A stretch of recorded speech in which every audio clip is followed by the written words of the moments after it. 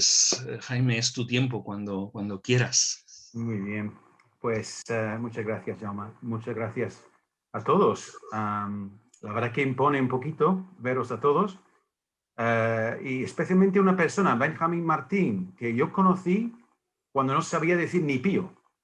Entonces, por lo menos mi castellano ha mejorado algo. Entonces, eso me ha animado a ver a Benjamín. Nos conocimos en Málaga hace muchísimo tiempo, cuando llegamos en el año 94. Entonces, gracias por acompañarme en esta tarde. Y la verdad que me ha hecho mucha ilusión preparar lo que tengo que compartir. Y por lo menos a mí me ha bendecido. Entonces, espero que también os bendiga. Hablar de la esperanza es hablar del futuro. La capacidad de imaginarnos un futuro que aún no existe es la capacidad que más nos diferencia de los animales. Daniel Gilbert, profesor de psicología en la Universidad de Harvard, en su libro Tropezar con la felicidad, hizo la siguiente observación. Ver supone experimentar al mundo tal y como es. Recordar es experimentar el mundo tal y como era. Pero imaginar es experimentar el mundo como no es ni ha sido nunca, sino como podría ser. El logro más importante del ser humano es su capacidad de imaginar objetos y acontecimientos que aún no existen en la realidad. Y esta habilidad es la que nos permite pensar en el futuro. En Génesis 1, el versículo 26, leemos que Dios dijo, hagamos al hombre a nuestra semejanza, conforme a nuestra semejanza, a nuestra imagen, conforme a nuestra semejanza. Pero, ¿qué quiere decir hacer al hombre a imagen de un Dios invisible? Los teólogos aún discuten las múltiples dimensiones del imago Dei, como en latín se designa, pero hoy quiero destacar solo un aspecto. Somos criaturas de un Dios creador. Tenemos la capacidad de imaginar cosas que aún no existen y, por lo tanto, ser creativos a semejanza del Dios creador que nos creó. El edificio encima de tu cabeza donde te encuentras ahora mismo, la ropa que llevas puesto, el ordenador que tienes delante, todo existía primero en la imaginación del arquitecto o modista o ingeniero que los creó. Y es esa misma capacidad la que nos permite tener esperanza. La esperanza es increíblemente poderosa. Hace que una madre aguante los dolores de un parto con la esperanza de ver a un hijo nacer. Y es lo que impulsa a un refugiado a subir a una patera para cruzar el Mediterráneo con tal de alcanzar una vida mejor, con todos los riesgos que conlleva. Y es lo que sostiene a muchos jóvenes españoles durante sus largos años de estudios y aún opositando con la esperanza de conseguir una carrera deseada. Pero claro, esta esperanza, que es esa cualidad universal de cada ser humano, la capacidad de imaginarnos una vida mejor y perseguirla, no significa que vayamos a lograr lo que deseamos. Y no hay mejor ejemplo de esto que la obligada reformulación de nuestras expectativas a raíz de lo que estamos viviendo con la pandemia del COVID. ¿Cuántas empresas y cuántas iglesias tenían planes estratégicos para el 2020 que preveían ciertas metas? Los planes lanzados en enero del año pasado, en marzo y abril, acabaron en la papelera. Podemos planificar, pero el COVID nos ha recordado la verdad de Proverbios 9:21. El ser humano concibe proyectos, pero lo que prevalece es la decisión del Señor. La pandemia del COVID es lo más parecido a una amenaza existencial que la mayoría de los europeos hemos vivido en nuestras vidas. Desde la Segunda Guerra Mundial, no ha habido nada que haya afectado tan profundamente la vida de todos los europeos simultáneamente. Ha afectado a nuestra salud, tanto física como mental, a nuestros medios de vida, a nuestras libertades, a nuestras interacciones sociales, y es probable que siga haciéndolo por unos cuantos años más. La ideología secular del progreso humano está topando con la cruda realidad de un virus invisible que puede poner todo patas arriba. Toda la esperanza está puesta ahora en estas vacunas que se están poniendo. Que conste, yo pienso vacunarme cuando pueda, pero ojo, no tenemos ninguna garantía de que estas vacunas vayan a ser la solución definitiva para todo esto. Pero nosotros somos creyentes. Nuestra esperanza no se empaña con estas cosas, ¿verdad? Bueno, la verdad es que la Iglesia en Occidente tiene retos en muchas frentes. Creo que todos somos conscientes de que vivimos en una sociedad cada vez más secularizada. Sacó solo el otro día un estudio sobre los jóvenes en España que más de la mitad no creen en Dios. Hace un par de semanas yo estaba haciendo un primer análisis de un estudio sociológico que se llama el Estudio Europeo de Valores, que constata que en los últimos años en todos los países el porcentaje de personas que creen en Dios sigue bajando. Parece que nuestra cultura se distancia cada vez más de los valores judeocristianos y está imponiéndose una jerarquía de libertades que antepone la libertad en el ámbito sexual y de género a las libertades religiosas.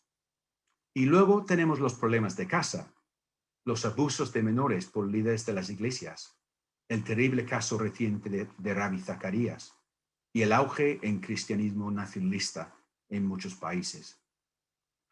Es una tentación como creyente caer también en la desesperanza, mirar alrededor y pensar que las cosas van de mal en peor.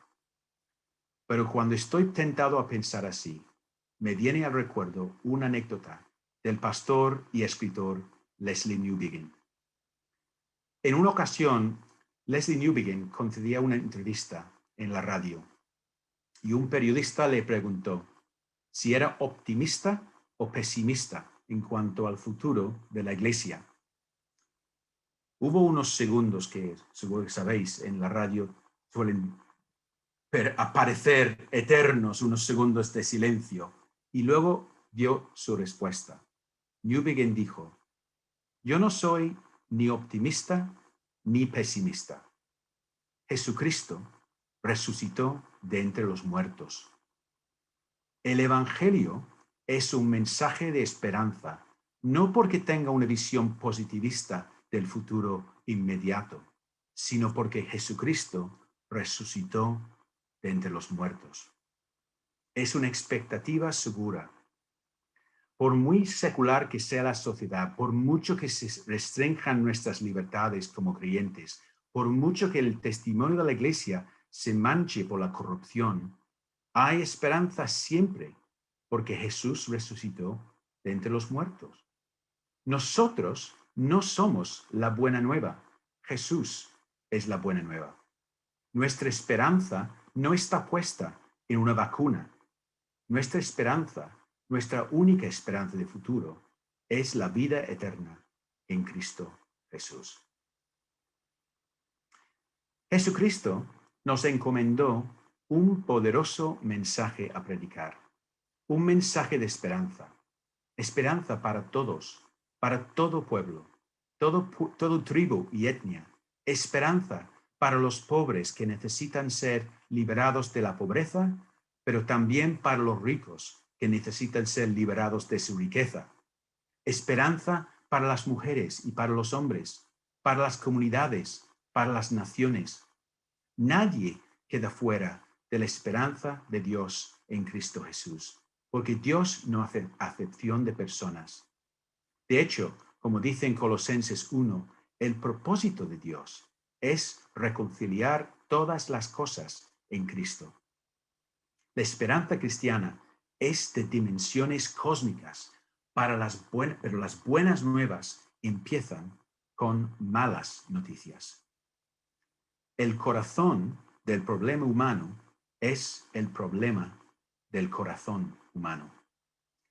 Alexander Solzhenitsyn, el disidente y escritor ruso, escribió desde su celda en el archipiélago Gulag esta frase: la línea que separa el bien del mal no pasa por los estados, ni por las clases, ni por los partidos políticos, sino que pasa por todos los corazones, por los corazones de todos los seres humanos. Ahí está el problema. Y la esperanza cristiana es la solución a este problema, que se solucionó, como sabemos todos, en la cruz de Cristo. Y la resurrección de Jesús de entre los muertos es la demostración definitiva que hay esperanza. No importa si eres optimista o pesimista en cuanto al futuro, lo único que importa es que Jesús vive. Esto cambia todo. Ahora podemos reconciliarnos con Dios, con nuestro prójimo, con nuestro entorno. Ahora incluso podemos ver la muerte con otra vista. Como dijo Dietrich Bonhoeffer al despedirse de su compañero de cautiverio en el campo de concentración en Flossenbürg, a punto de ser ejecutado, dijo esta frase: esto es el final. Para mí, el comienzo de la vida. Esta es la esperanza de la resurrección cristiana. En Cristo, el reino de Dios, el reinado de Dios en la tierra, ya se inauguró. En Cristo, la vida eterna, la vida de la eternidad ya irrumpe en el presente. No existe el reino en su plenitud aún, pero lo que las Escrituras nos enseñan sobre las últimas cosas, lo que los teólogos llaman escatología, es una revelación de cómo acaba la historia. Leo ahora de Apocalipsis 21. Vi un cielo nuevo y una tierra nueva, porque el primer cielo y la primera tierra pasaron, y el mar ya no existía más. Y yo, Juan, vi la santa ciudad, la nueva Jerusalén, descender del cielo de Dios, dispuesta como una esposa ataviada para su marido. Y oí una gran voz del cielo que decía: he aquí el tabernáculo de Dios con los hombres, y él morará con ellos, y ellos serán su pueblo. Y Dios mismo estará con ellos como su Dios. Enjugará Dios toda lágrima de los ojos de ellos, y ya no habrá muerte, ni habrá más llanto, ni clamor, ni dolor, porque las primeras cosas pasaron. Y el que estaba sentado en el trono dijo: he aquí, yo hago todas las cosas, nuevas todas las cosas. Y me dije: escribe, porque estas palabras son auténticas y verdaderas. Como dijo el teólogo Jürgen Moltmann, autor de la Teología de la Esperanza, el Evangelio trata de la esperanza de la venida de Dios, no solamente al final del siglo, sino ya en el presente.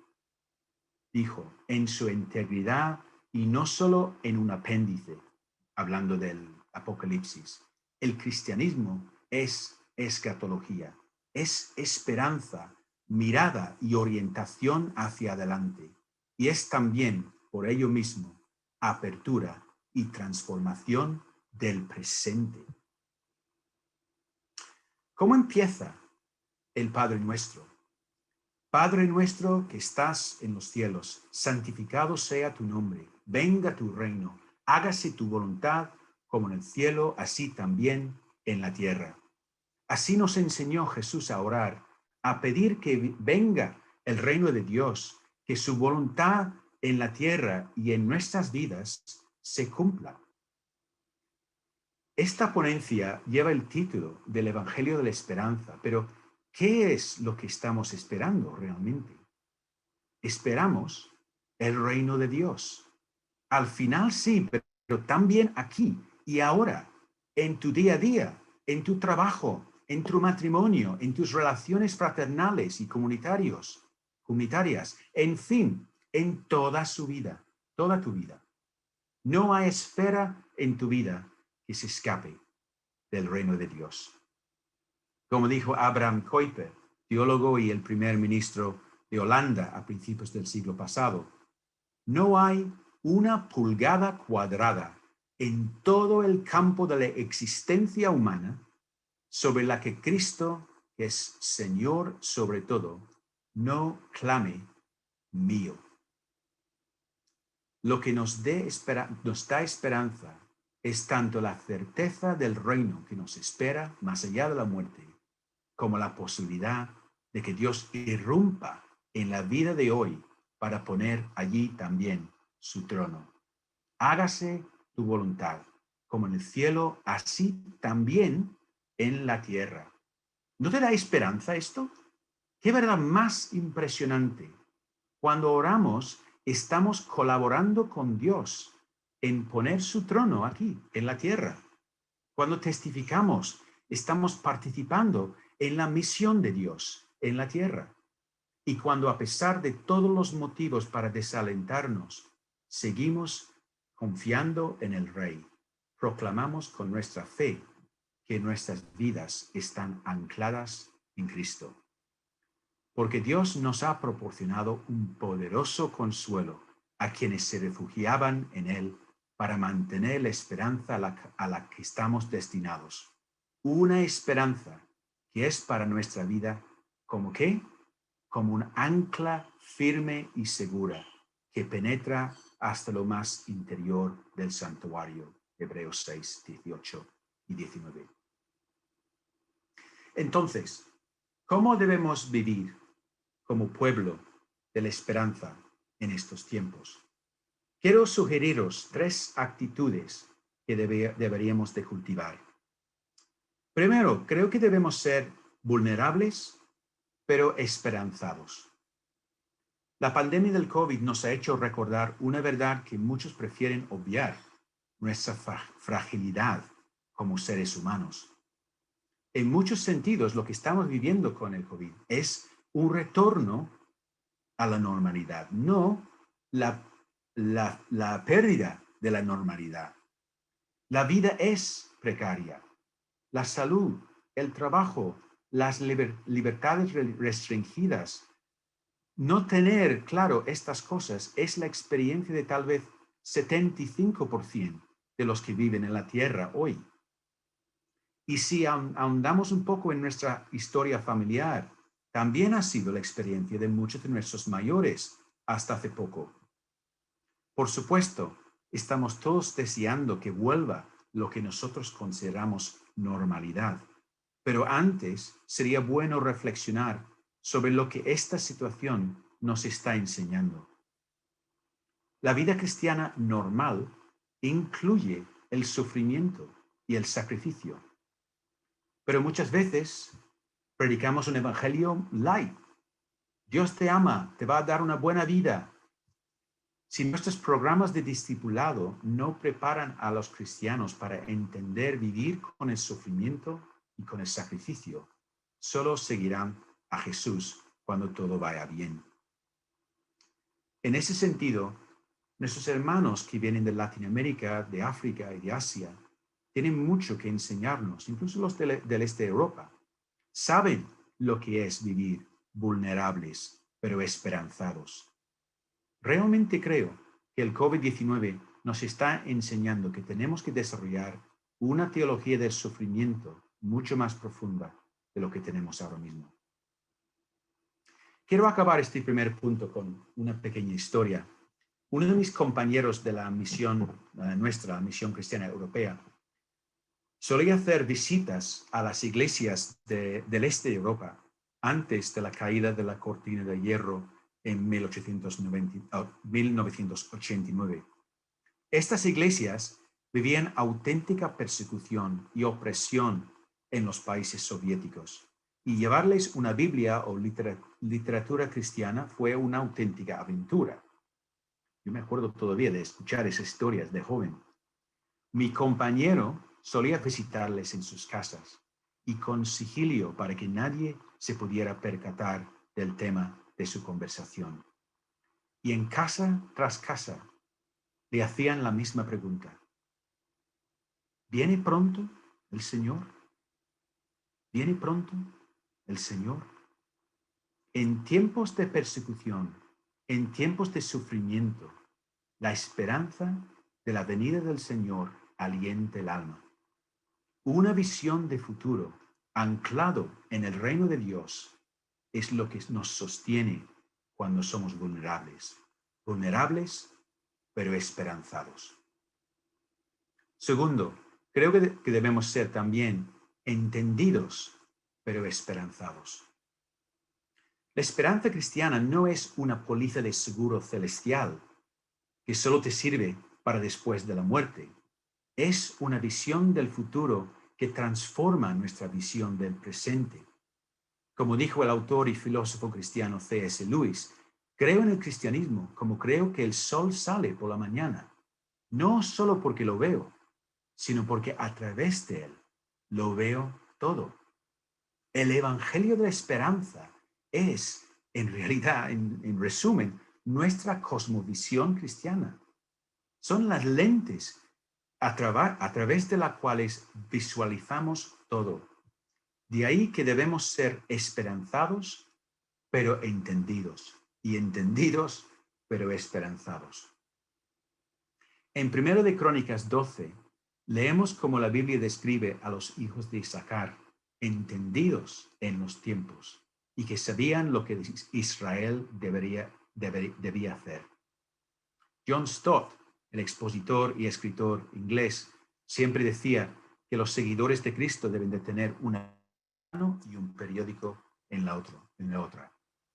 Por desgracia, pocos son los creyentes que hacen eso.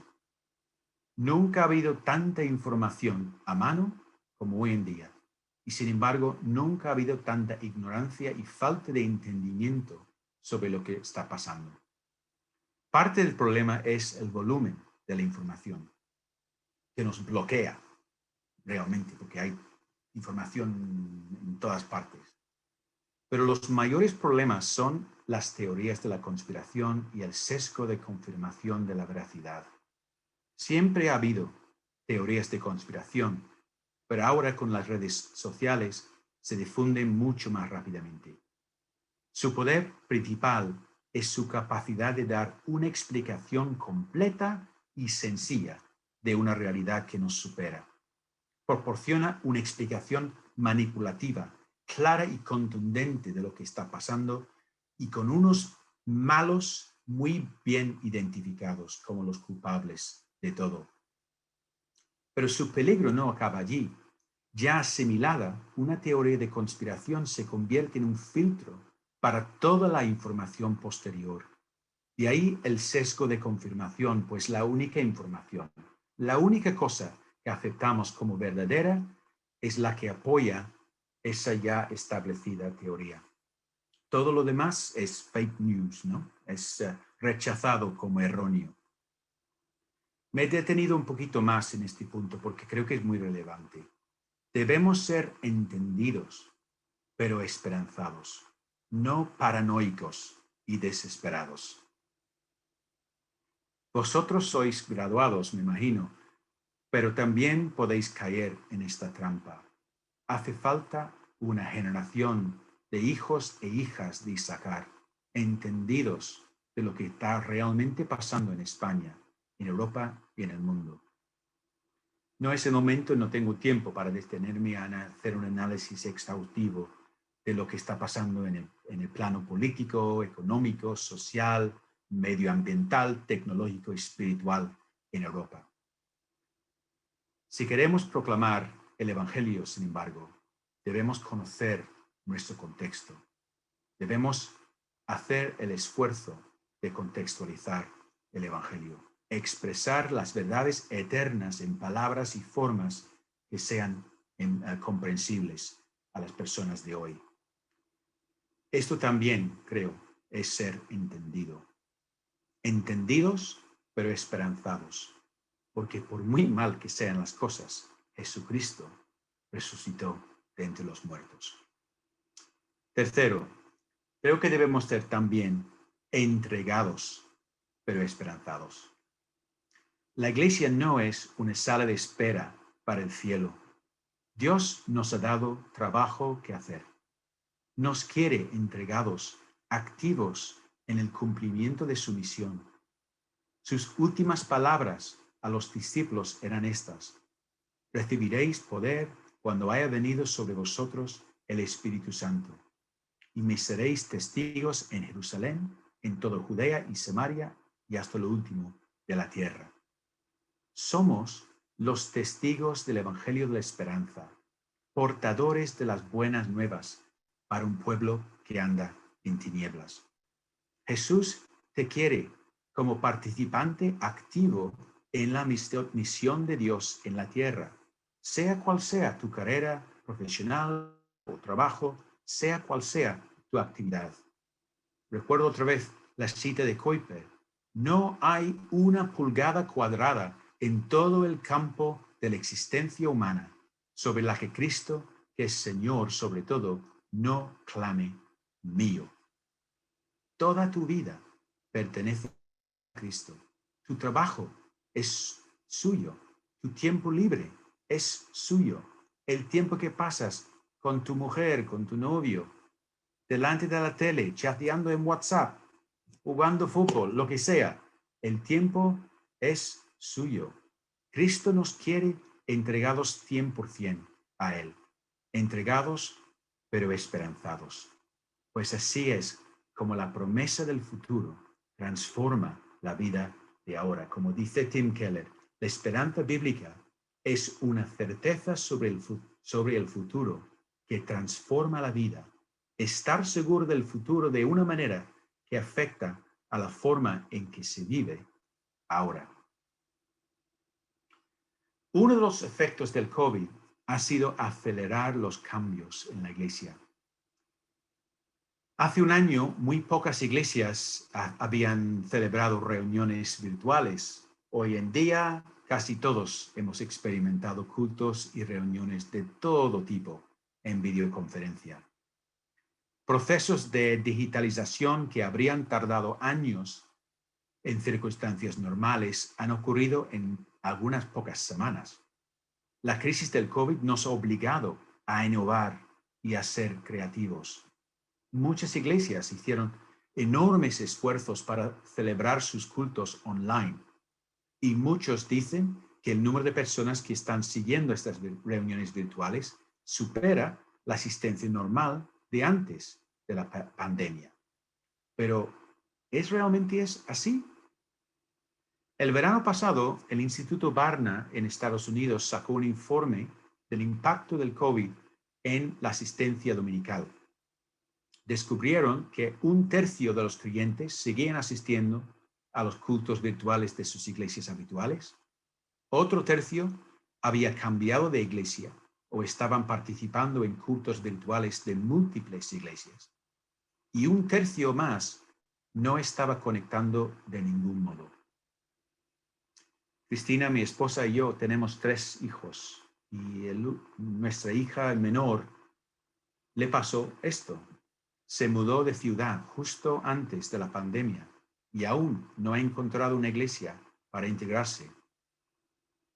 Sabemos que la iglesia no es un edificio ni un culto.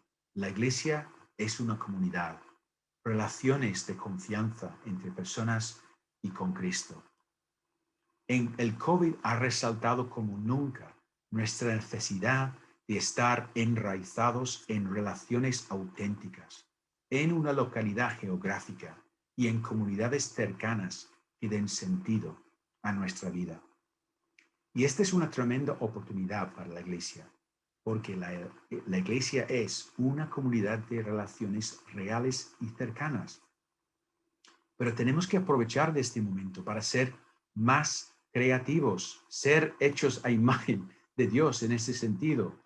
En vez de invertir tanta energía en simplemente reproducir reuniones lo más parecido posible a las reuniones presenciales, tenemos que enfocar nuestros esfuerzos en formar comunidades de relaciones transformacionales en grupos pequeños y innovar formas de atender a los necesitados en nuestras comunidades que hayan sido más impactados por la pandemia. Es un momento para la misión, para un discipulado más radical, para ser entregados pero esperanzados. Finalmente, y en conclusión, creo que debemos de ser un pueblo esperanzado, pero también profético, porque un pueblo esperanzado es un pueblo profético. En un momento de crisis, el evangelio de esperanza se convierte en un mensaje profético. Cada gesto de amor, cada acto de servicio, cada demostración de que realmente creemos que hay esperanza en Cristo, que Cristo resucitó de entre los muertos, tiene un impacto. Y aunque no veamos su resultado en el presente, todos ellos son muestra de que nuestra confianza está puesta no en este mundo, sino en el Dios que cumple sus promesas.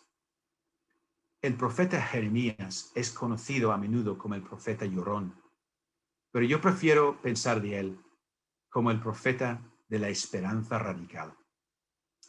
Habéis visto que escogí imágenes de almendros sacadas esta misma semana de aquí en Córdoba para la presentación. En Jeremías 1 leemos del llamamiento del profeta y de su primera visión. La palabra del Señor vino a mí y me dijo, ¿qué es lo que ves, Jeremías? Veo una rama de almendro, respondí. Has visto bien, dijo el Señor, porque yo alerta estoy para que se cumpla mi palabra. La flor del almendro anuncia la llegada de la primavera. Es segura. Y de la misma forma es segura nuestra esperanza, porque Dios cumple su palabra, cumple sus promesas. Nuestra esperanza no es como la ilusión humana de que puedan ir mejor las cosas. Es una esperanza anclada en las promesas de Dios, en un futuro certero, cierto. Pero quiero acabar con otro pasaje del libro de Jeremías, capítulo 32. En Jeremías 32 leemos una historia muy interesante. Los babilonios habían rodeado la ciudad de Jerusalén. La ciudad estaba a punto de caer, justo como Jeremías había profetizado. Él estaba en la cárcel y viene su primo ofreciéndole la oportunidad de comprar, o mejor dicho, redimir una propiedad en Anatot que ya estaba bajo control de los babilonios. Sería como si tu primo viniera a tu casa y intentara convencerte de comprar una finca de tu familia que antes tenía tu familia en Sahara Occidental. No lo comprarías, sería una locura.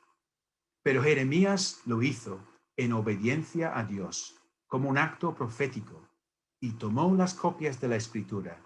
Y leemos esto en versículos 14 y 15 de Jeremías 32. Así dice el Señor Todopoderoso, el Dios de Israel. Toma la copia sellada y la copia abierta de la Escritura, y guárdalas en una vasija de barro para que se conserven mucho tiempo. Porque así dice el Señor Todopoderoso, el Dios de Israel. De nuevo volverán a comprarse casas, campos y viñedos en esta tierra.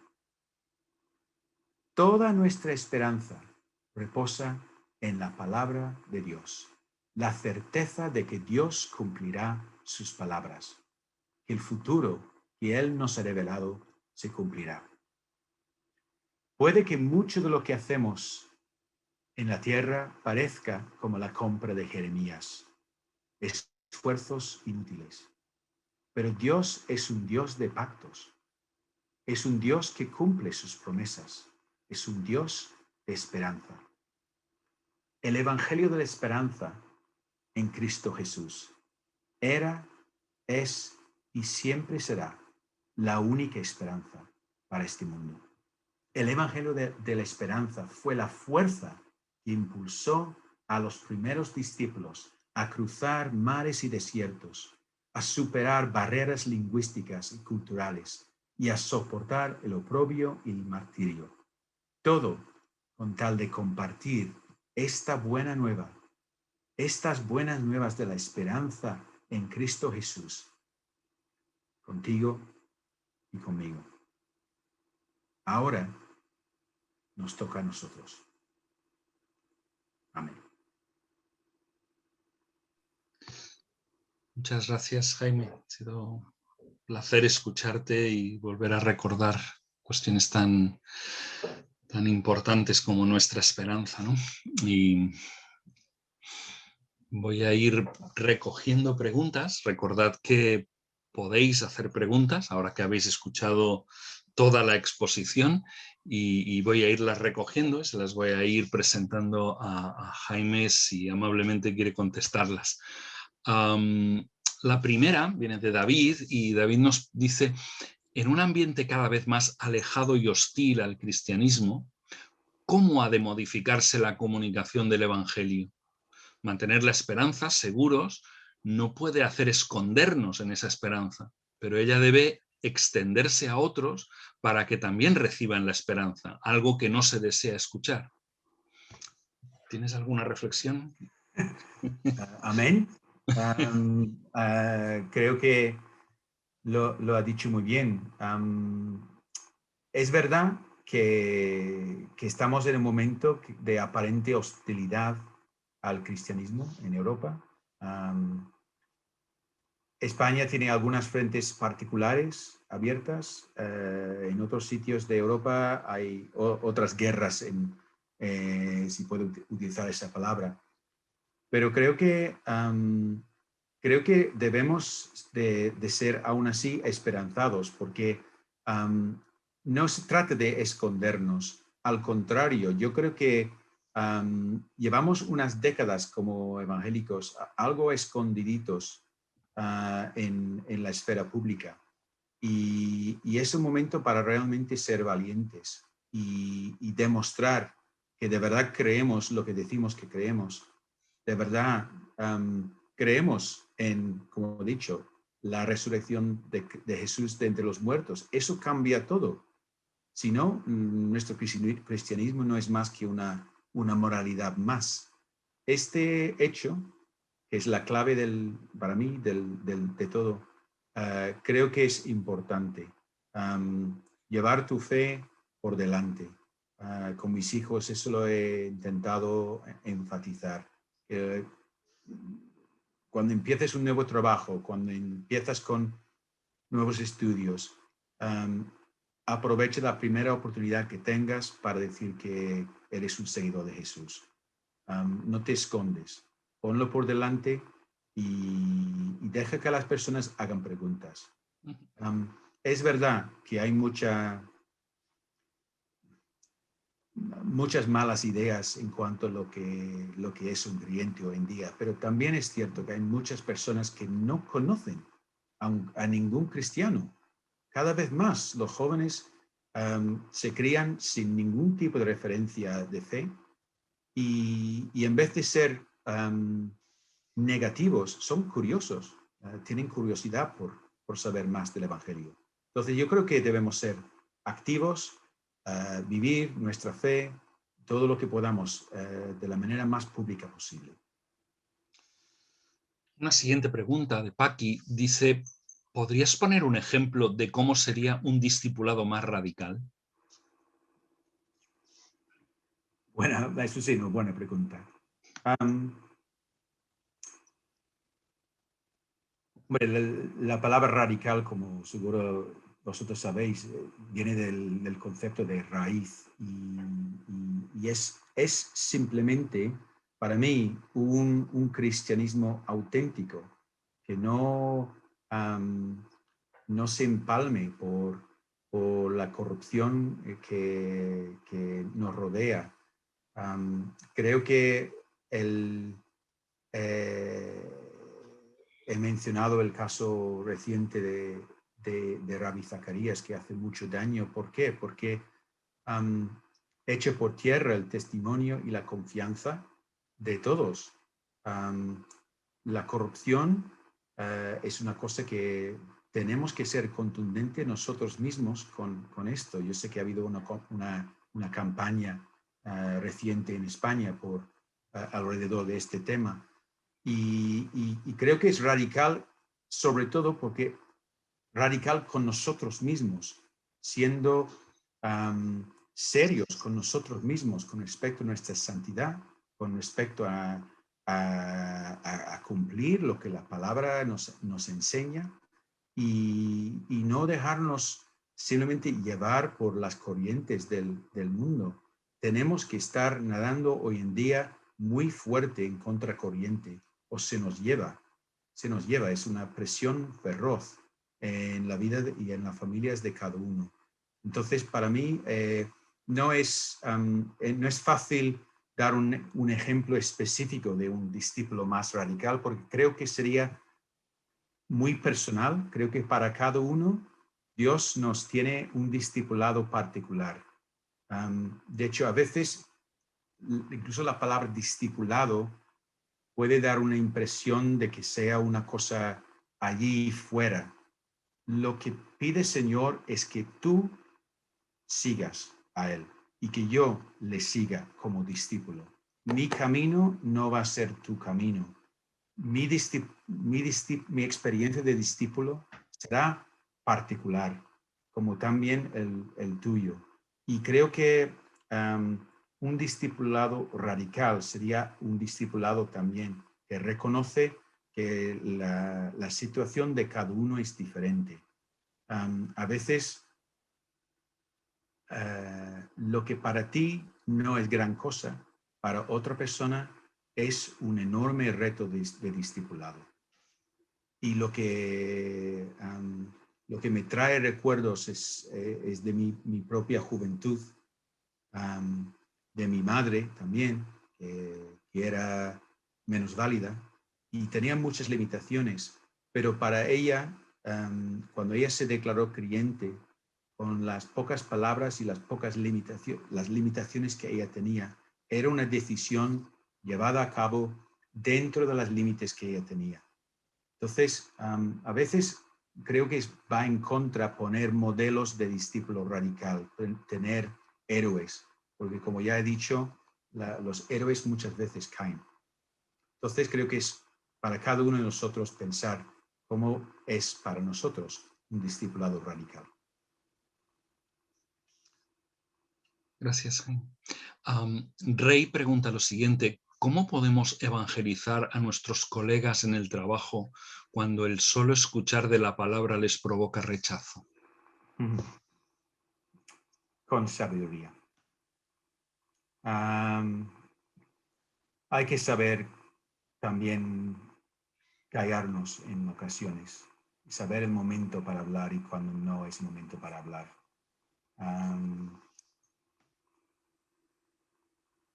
Estamos rodeados de personas. Algunos de ellos estarán con los oídos abiertos. Y yo creo que el principio bíblico es que debemos, pues, prestar atención a los que están dispuestos a escuchar. Y tal vez serán sus palabras, no las tuyas, que impacten al otro, ¿no? Que no está escuchando ahora mismo. No me gusta hablar de tirar perlas delante de cerdos, ¿no? Pero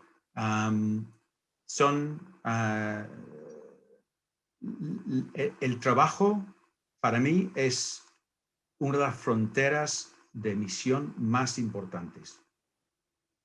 Yo doy gracias a Dios que durante 4 años antes de ir al seminario yo trabajé en una empresa. Eso me abrió los ojos a la realidad. Me ayudó un montón luego después siendo pastor, que podía entender lo que pasaba, las frustraciones y las dificultades de testificar. Pero creo que testificamos con el hecho, testificamos con las obras y a los que no están dispuestos a escuchar, no pueden desoír, es la palabra, no pueden tapar los oídos a tus hechos. Si tú estás demostrando que eres diferente, si tú estás siendo contundente con la corrupción en tu propia vida, si estas cosas lo estás llevando a cabo, si estás mostrándote compasivo, no dado al juicio, si tratas a las personas como trató Jesús, yo creo que esto es un testimonio fortísimo. Luego habrá preguntas, luego habrá oportunidades, pero al que te rechaza abiertamente cuando tú hablas de la palabra, no creo que no hay mucho beneficio en insistir una y otra vez con esto. A mí, eso es mi opinión, por lo menos. Gracias, Jaime. Abilia preguntaba algo también relacionado con la evangelización. Quizás la respuesta anterior contesta a la pregunta de Abilia. Voy a pasar a la pregunta de Mercedes. Mercedes pregunta, ¿puedes compartir más sobre eso de estar enraizado en comunidades auténticas locales? Creo que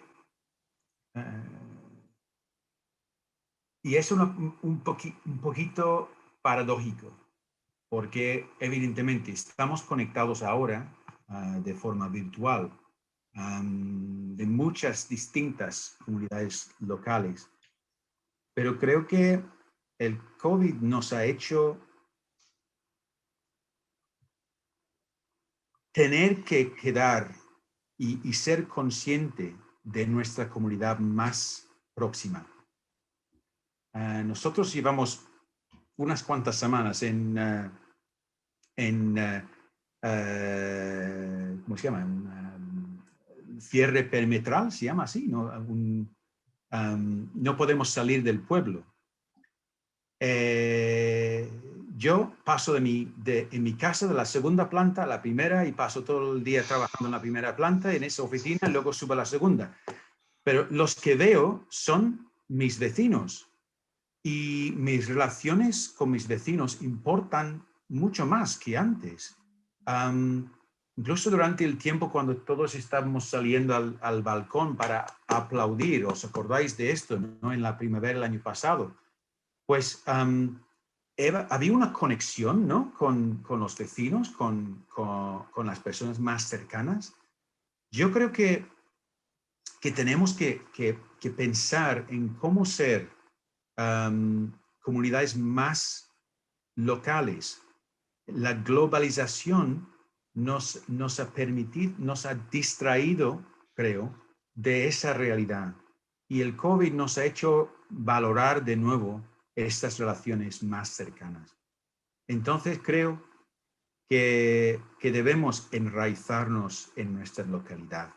Debemos reconocer que si Dios nos ha puesto en un pueblo, en una ciudad, por algo será. Que yo estoy siempre animando a los jóvenes a que se metan en sus pueblos, que no se esconden en sus iglesias, sino que se metan en la vida social, en la política en particular. Me acuerdo una vez de hace algunos años, bastantes años ya, que me pidieron predicar en los cultos unidos en Córdoba y el tema que me dieron fue presencia. Y se me ocurrió preguntar a todos, ¿cuántos de vosotros sois miembros de un partido político? Y de los 300 personas que había en la reunión, solo había una persona que era oficialmente miembro de un partido político. Y él lo había llevado yo, en mi coche. Entonces, sabía que había uno. Entonces, no quiero enfatizar el tema político demasiado, lo estoy utilizando más bien como ilustración, pero de enraizarnos en nuestra comunidad es estar metido en la vida y formar parte de todos los ámbitos que puede haber. Creo que tenemos la costumbre como evangélicos de querer reunirnos mucho. Y esto no es malo, pero si está aislándonos de nuestra localidad, pues sí es malo. Creo que debemos enraizarnos más en este sentido. Jaume pregunta, hoy en día se ha impulsado mucho el teletrabajo y en algunos sectores se quedará. Esto hace que las relaciones laborales sean más frías y distantes. ¿Cómo compartimos el Evangelio en estas condiciones? Sí, es una buena pregunta. Y es cierto que me imagino que en algunos sectores lo del teletrabajo no vamos a volver a lo de antes. Va a haber personas que van a seguir trabajando desde casa, que antes trabajaba en oficina. Creo que evidentemente es más difícil tener esas conversaciones en la máquina del café. Pero en eso también creo que debemos usar nuestra imaginación y nuestra creatividad. Nosotros como creyentes podemos ser los que crean espacios para estas conversaciones. Las empresas también reconocen que para que haya una buena armonía entre los trabajadores, tiene que haber más que simplemente hablar de trabajo. Entonces, tal vez podamos ser incluso, como digo, propulsores de encuentros laborales, sociales, fuera del trabajo, del horario laboral.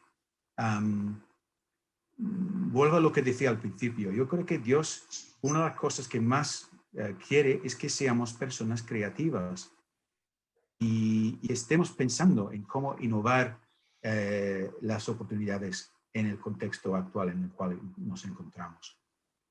Entonces, es difícil, pero creo que podemos hacer más, tal vez, de lo que estamos haciendo.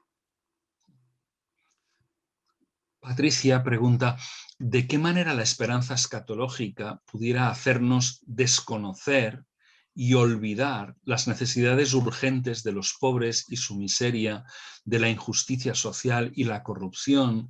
De alguna manera también pregunta cuál sería un equilibrio sano entre el ya y el todavía no. Eso sí es una buena pregunta. Hombre, a la primera parte diría que no debería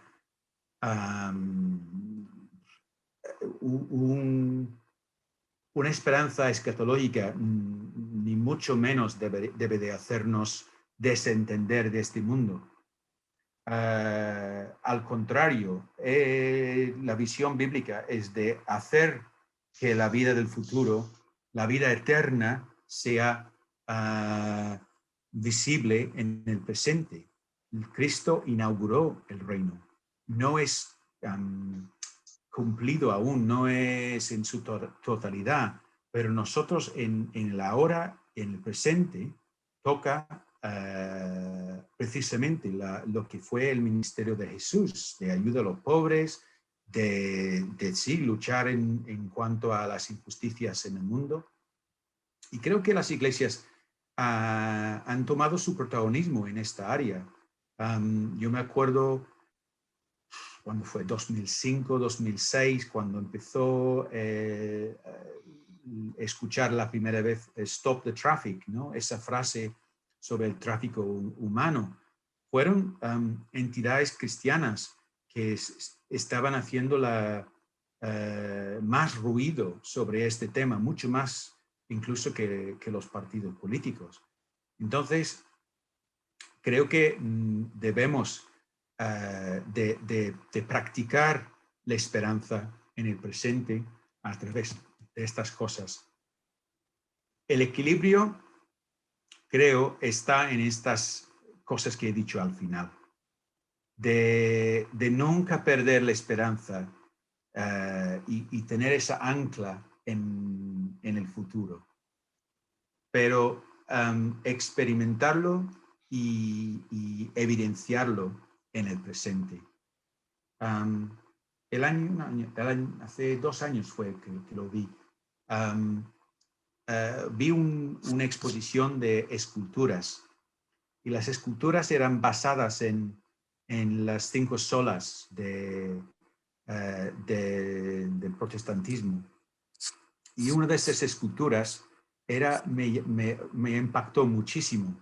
Y era un ancla, pero un ancla como al revés. Había una espiral de la cuerda del ancla y luego el ancla iba hacia arriba. Y era el símbolo de la fe, realmente, que la ancla de la fe está puesta en el cielo, en el futuro, en la vida eterna. Y eso es lo que nos permite sostenernos en el presente. Y para mí es una cuestión de equilibrio, evidentemente. No perder de vista esta confianza en el futuro, pero vivirla en el presente y experimentarlo en el día a día. No sé si he contestado muy bien la pregunta, pero estas 2 cosas tienen que ir juntas.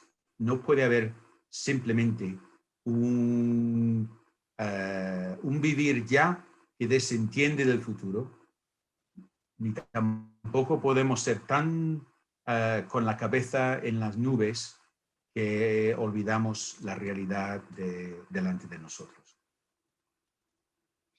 Muchas gracias. Aún hablabas hace un poquito acerca de las teorías de la conspiración y algunos aspectos así. ¿Qué crees que ha hecho que de alguna manera haya calado tanto en el mundo evangélico? Estamos pensando esas teorías del nacionalismo exacerbado en Estados Unidos o otras teorías en Europa también. Y qué curioso que el mundo evangélico haya sido tan permeable a eso, ¿no? Entonces, ¿qué piensas tú? ¿Por qué eso se está dando? Creo que en parte está relacionado con lo que decía sobre la cantidad de información. Es tan difícil. Hay información contradictoria, hay información de todo el mundo diciendo distintas cosas. Creo que también hay muy pocas autoridades ahora que respetamos todos, como que tienen la palabra cierta sobre temas. Todos nos gusta criticar y entonces todo se convierte en opinión. Mi opinión es igualmente válida como la tuya. Y en este tipo de ambiente viene una palabra que dice, mira, esta es la explicación. Toda esa complejidad se puede romper con unas pocas palabras que dicen, eso es lo que está pasando, ese es el porqué, y estos son los malos que lo están provocando. Y creo que los evangélicos también podemos caer en esta trampa porque nos distraemos de lo que sabemos de la palabra.